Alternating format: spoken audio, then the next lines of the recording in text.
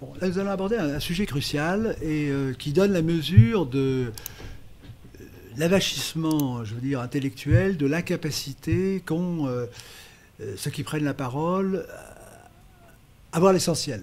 C'est-à-dire que ce qui est important dans la vie, la clé, c'est ce qu'on peut appeler la métrique de jugement. Le bien, entre le bien et le mal, le beau, le vrai. C'est-à-dire, c'est l'échelle des valeurs. Si vous n'avez pas d'échelle des valeurs, ben vous êtes perdu dans la nature. Vous êtes déboussolé, j'ai l'impression. Alors, mon titre, c'est « Et si l'extrême droite, c'était l'extrême gauche ?» Le mot extrême droite terrifie. Alors, je vais commencer par le début. Que faut-il penser? Comment faut-il comprendre cette élocution d'extrême droite? Toute société a un impératif moral absolu. Toute société. Vous avez les cannibales, vous avez des tabous. Il ne faut pas aller à tel endroit, il faut faire pas tel... Par exemple, il faut respecter la fille du chef, etc. Enfin, il y a tout un ensemble de règles. Et donc, c'est cette règle que chaque membre de la tribu a en tête. Il sait très bien que s'il contrevient à une règle, boum boum, ça pourra aller très mal, il pourra même terminer dans un pot-au-feu. Bon.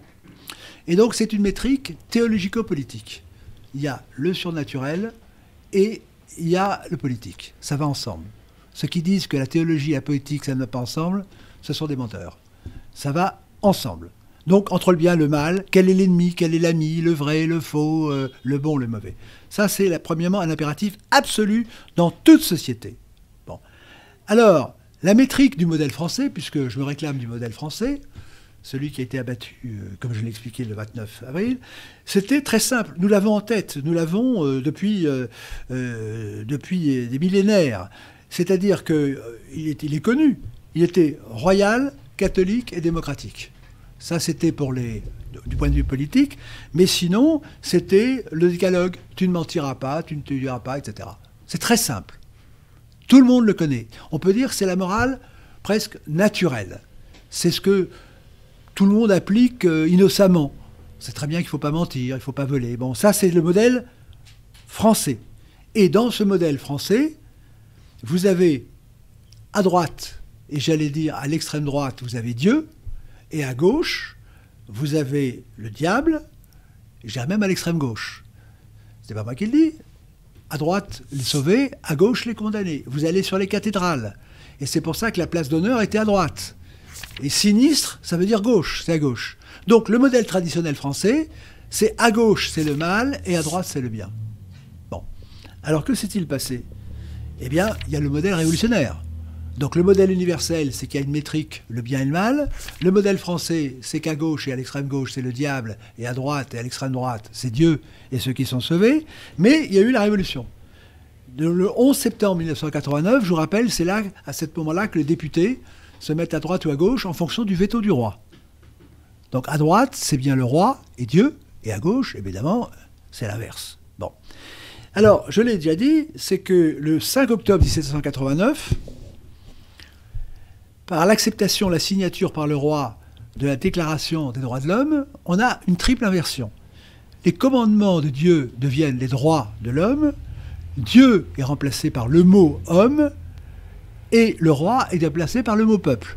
C'est la triple inversion. Donc si vous inversez ce système, vous allez inverser la métrique. Ce qui était à gauche, c'est-à-dire que ce qui était bien devient le mal, et ce qui était le mal, c'est bien. C'est-à-dire qu'à droite, à l'extrême droite, ça va être le diable dans ce système. Le diable, mais du point de vue révolutionnaire. C'est-à-dire que le bien devient le diable. Dieu devient le diable.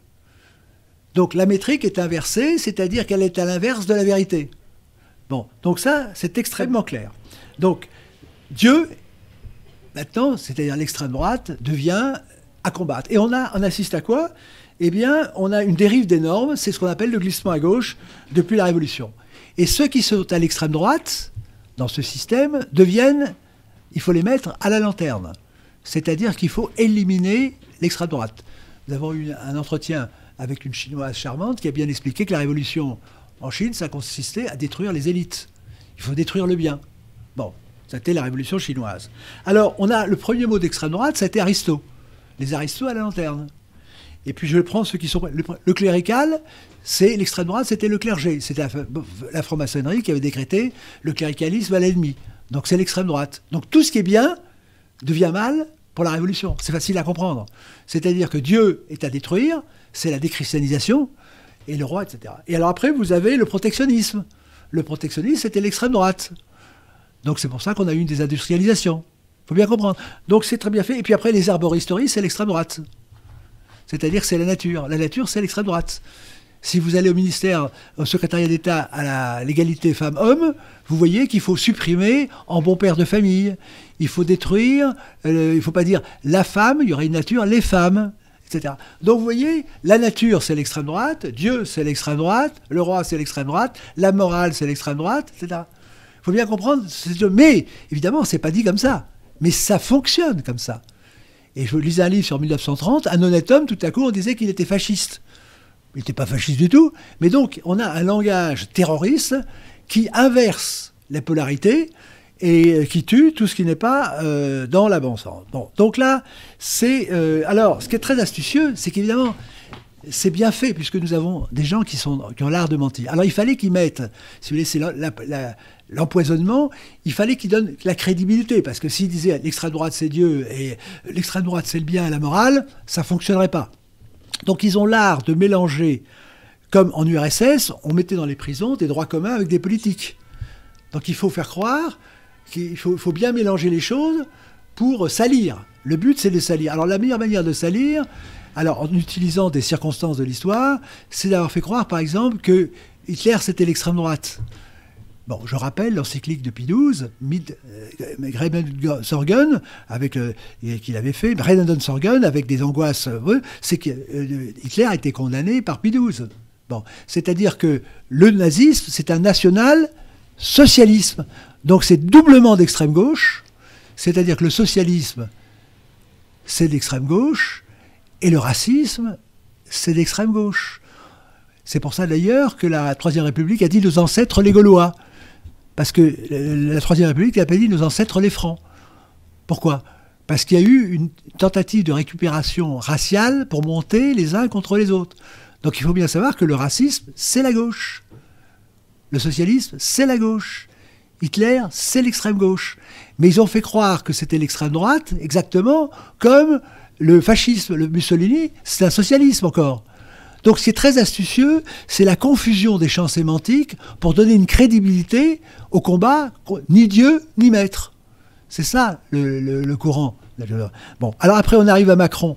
Évidemment, le même système. Macron, quand vous prenez la Villette, on va arriver à la Villette, au discours de la Villette avant son élection de 2017, il avait dit « ceux qui sont contre moi, c'est l'anti-France ». Donc l'anti-France, ça va être effectivement l'extrême droite. Donc il y a ce jeu très astucieux. Grégoire de Fournas, c'est la même chose. Donc c'est toujours cette idée de terroriser, si vous voulez, avec l'extrême droite, ou ce qui est équivalent. Naël, c'est la même chose. Si vous avez la presse, effectivement.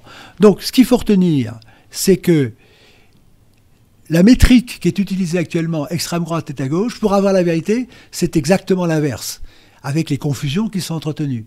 C'est-à-dire que tout le but, c'est de montrer, et on le voit par la déchristianisation, c'est que vous avez eu, à la Révolution, 3 destructions. Destruction du roi, destruction de Dieu et destruction du peuple.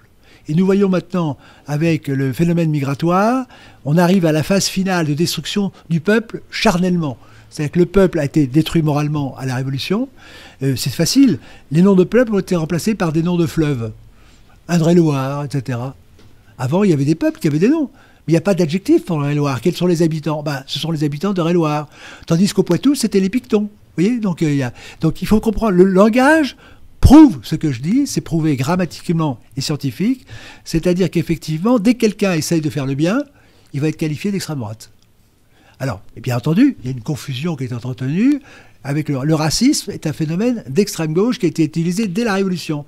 Et je répète quand même, dire nos ancêtres les Gaulois, notamment aux Africains, c'était un phénomène racial. Donc, le théorème à retenir, c'est que dans la métrique révolutionnaire extrême droite, extrême gauche, l'extrême droite, c'est l'extrême gauche, et l'extrême gauche, c'est l'extrême droite. Comprenne qui peut.